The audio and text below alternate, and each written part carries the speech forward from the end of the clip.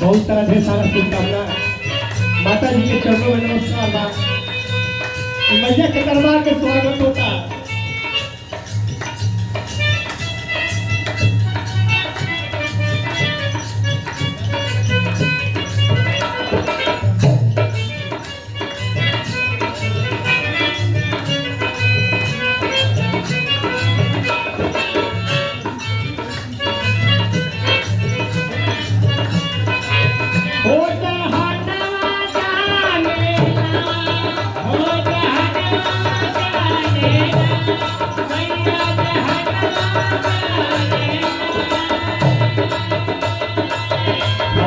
पूजे तन हो चरनिया हे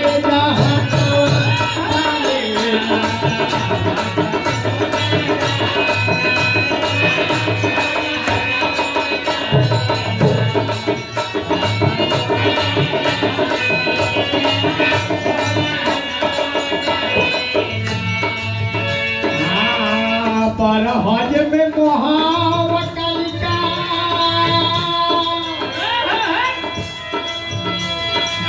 हज व्यवहार में कालिका पूजे हो चरनिया हो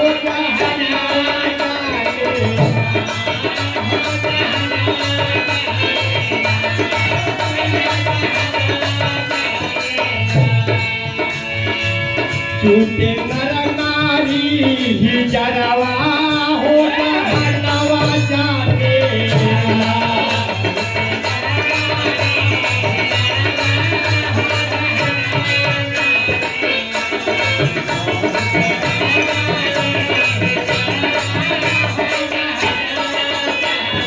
सबके पता हुई मोहाव एगो गाँव बा, बगल में सटले बा पेट्रोल पंप बा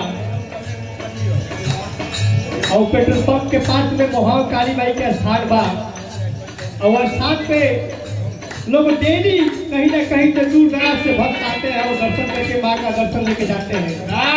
लेकिन हमारी के यही नहीं के माई के भेंट करने आ जाता है तो हम कहने काहे माई के जब बैठले बैठल दर्शन करा दी। लेकिन काहे बा पर हज मोहाव में मैया पाटे सुझल स्थनवा हो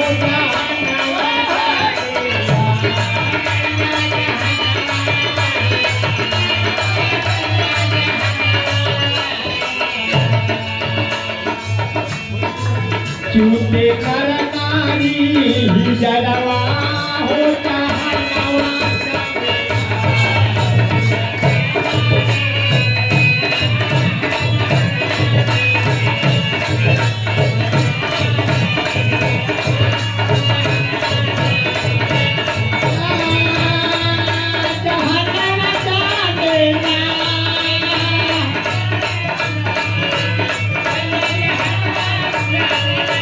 पूजे